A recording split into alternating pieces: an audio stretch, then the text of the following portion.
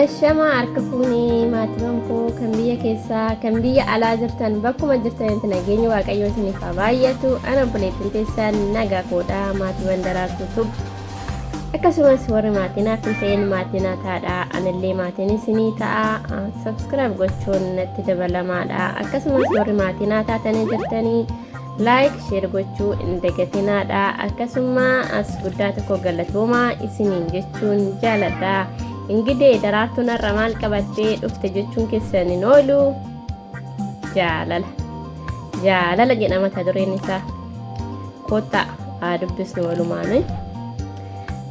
Barumsa of keessaa qaba. Irraa baradhaadha. Waa hedduu irraa baradhaadha. Dhugaa hedduu tokko barumsa of keessaa qaba. Kottaadha walumaan haa dubbifnu. Kara qophii kottii isin dabarsaa na duuka bu'aadha. Gurra naaf ergisaa jaanna ilaaladha. Ajab dhugaa baay'ee tokko nama ajaa'iba. Kottaa haa dubbisnu. Kottaa jaalala jedhama mata dureen isaa. Ganda tokko keessaa abbaa manaa, haadha manaa fi mucaa isaanii tokkotu jiraataa ture. Galgala tokko balballi maatii kanaa rukutamaa, haati manaas balbalicha yeroo bantu jaarsoleen mataa isaanii aarrii baay'ee bareedanii sadii balbala irraa dhaabbatanii argite. Ishiinis maali isin gargaaru kottaa seenaa jetteen. Jaarsoleen kunis deebisanii lakkii hin seennu jalqaba ofii keenya isi barsiifnaa jedhaniin. Ofii isaanii barsiisuu jalqaban. Inni tokkoffaani ani milkaa'ina jedhama. Ani mana kee yoon seene abjuu kee hundi galma siif gaa jedheen. Inni lammaffaan maalaqa jedhama. Ani mana kee yoon seene rakkinaa fi hiyyummaa kana jedhamu tokkollee hin argitu jedheen. Inni sadaffaani ani jaalalan jedhama. Jaalalaaf immoo ibsi hin barbaachisu jedheen. Saniin booda haati manaas haala takkana eegaa abbaa manaa kun mariisisaa jetteen. Garaa manaattis ol galtee abbaa manaa ishiitiin waa'ee jara yeroo himtu baay'ee dinqisiifate. Yaa haadha manaa koo kuni carraa hin argamneedha. Maallaqa argachuufi jedheen kunoo halkaniif guyyaa hojjedha garuu akka yaadee hin taane hiyyummaa keessa ba'aa hin dandeenye. Amma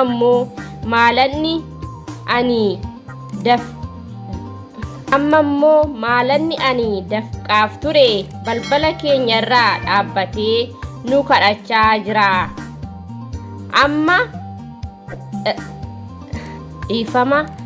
Amma ariifadhuuti warra kana dhiisiti maallaqicha ol nuuf seessisi jedheen. Warra kana dhiisi maallaqicha ol nuuf seessisi jedheen. Haati manaas yaada isaa kanatti walii galtee maallaqa ol galchuuf yeroo deemtu mucaan ishii haadha koo maallaqa ol seessiftee abbaan koo akkuma amala isaa sireebaa jiraachuu keerra guyyaa hundumaa lola isaa fi jettee dhibbachaa jiraachuu kee irra jaalala ol galchitee nagaadhaan jiraachuu siif hin wayyuu jedheen. Ishiinis akka dhaabbattee itti yaadutti dhuguma jette yaa ilma koo nagaa naaf wayyaa boqochuun qabaa jetteen. Yaada mucaa ishiitti gammaddee abbaa manaa ishiitti jaalalli olaa galuu qaba jetteen oli mormii baay'ee wal mormii baay'ee booddee jaalalli akka wal seenu murteessan gara jaarsolee kanaas dhufanii jaalala kan jedhamutu kootu isiniin jedhanii jaalallisii isin ordofee gara manaatti ol seenee takka turanii abbaan manaa fi haati manaa gaafa of duuba gara galanii ilaalanii jarri sadeenuu ol seenanii dhaabbachaa jiru. Abbaan manaas na'ee nuti akka ol galuu kan eeyyamnee fi jaalala qofaadha isin maaf ol galtanii jedhee gaafate. Jaalallisii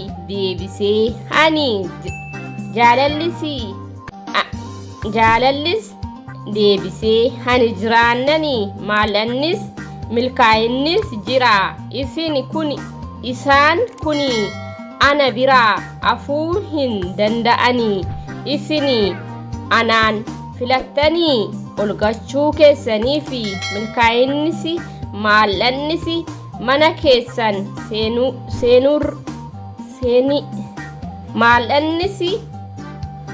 mana keessan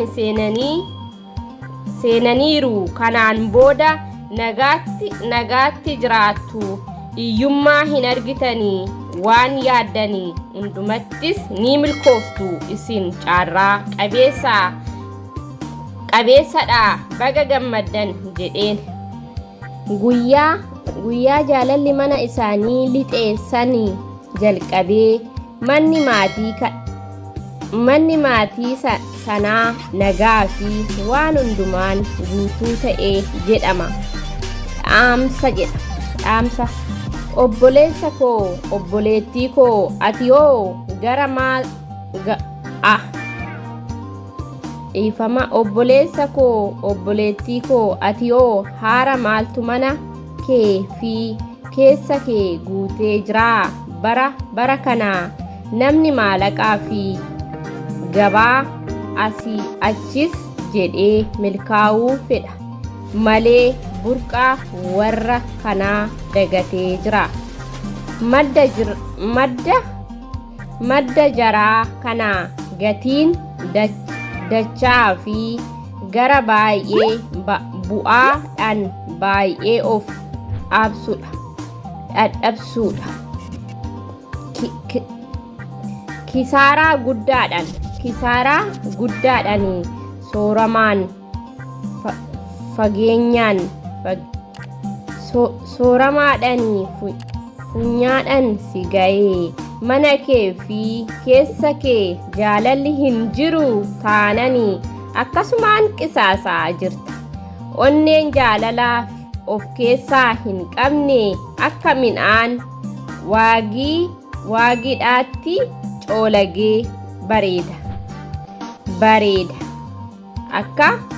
Akka midhaan waagiidhaatti coolagee bareeda. Jaalalli kun immoo isa burqaa waan hundaati. Jireenya keessan jaalala nagaadhaan milkaa'ina kolfaan haa baay'atu. Kolfaan haa badhaadhu. Amiin jedhaa harka bal'ifadhaa. Ergaan kiyyarree asumatti xumuramaa. Jaalalli waa hundaaf keessaa qaba. Jaalalli yoon hin jiraanne yoo ta'e maalanni jiraatee jaalalli yoo jiraachuu baate akkasuma ani akka yaada kootti jaalalli jiraatee maalanni yoo jiraachuu baate naaf wayyan jedha. Kun yaada koodha. Maaliif jennaani jaalalli jiraachuu baate maalanni yoo jiraate bakka garuu maalannis waluma si barbaachisu jaalallis jiraachuu qaba jechuudha. Kanaafuu jaalalli yoo jiraachuu baate maalanni jiraate baay'ee keessi kee gammachuu hin qabu jechuudha. Jaalalli yoo jiraachuu baate tokkoffaa irratti kan barbaachisu jaalala. Jaalalli hin jiru taananii keessi kee gammachuu hin qabu yeroo hundaa akkasumaan bakka qisaasaa jechuudha. Kanaafuu irraa baradhaadha. Erga guddaa of keessaa qaba. An akka yaada kootti jaalala qofaa kana filadhu isiniin jedha. Kun yaada koodha. Erga guddaa of keessaa qaba. Irraa baradhaadha. Waan na waliin turtaniif guddaa tokko galatoomadha. Erga guddaa of keessaa qaba. Like share gochuu hin dagatinaadha. Dhugaan baay'ee tokkoon irraa hubadhe jechuudha. Ergaa kana keessaa jechuudha baay'ee tokko irraa hubadhee jira. Jaalalli jiraachuu baate maalanni yoo jiraate baay'ee miidhaa qaba jechuudha. Maalanni sun namatti barbaachisu garuu irra caalli jaalalli jiraachuu qaba. Kun yaada koodha. Dhiifama irra deddeebi'ee jira. Na ajaa'ibee. Kanaaf like share gochuu hin dagatinaadha. Laakiin keessan na jajjabeessa ittiin kaffalamu waan ta'eef like share gochuu hin dagatinaadha.